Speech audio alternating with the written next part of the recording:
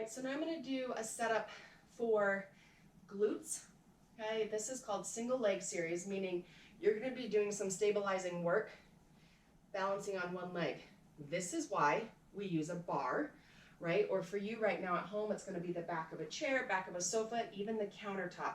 You do want to make sure you've got a full legs distance behind you to be able to have the room to do this. So, again, this is where it's important to find something that is within that hip, waist height range so that you aren't falling too far down to rest and you're not too far up. You're better off too far up than you are too far down.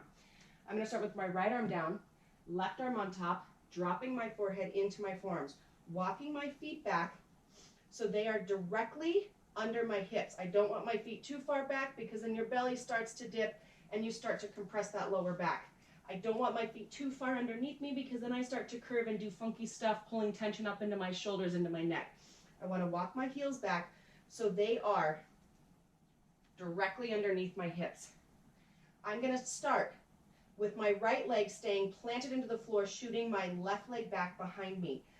Pointed toe, top of the foot presses into the floor.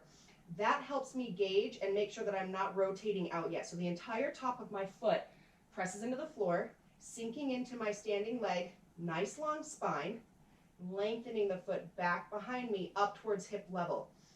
This is not about height. This is not about how high you can get your leg. Notice how when I kicked my leg up higher, my belly dropped and I compressed in my lower back. By simply rounding my tailbone under, it's going to draw my leg into the height it needs to be. From here, shifting my weight into that left forearm, lengthening through the left toes, I'll begin my little series, right? I will then take you into a variation that's turned out. You'll drop your leg, you'll turn the toe, ankle, knee out without cranking the hip open. I want to keep that left hip pulled down or the working leg hip down, and I'll be giving you all of these guidelines in these variations. And you'll reach back behind you. This time, you'll know you've got it when you start to feel more of the work on that outer glute, that little notch on the outside of the glute. Sinking into that standing leg, nice long spine, belly pulled in, shoulders down, calm face, you'll begin your series. That's the single leg series, right? Fold over position on forearms.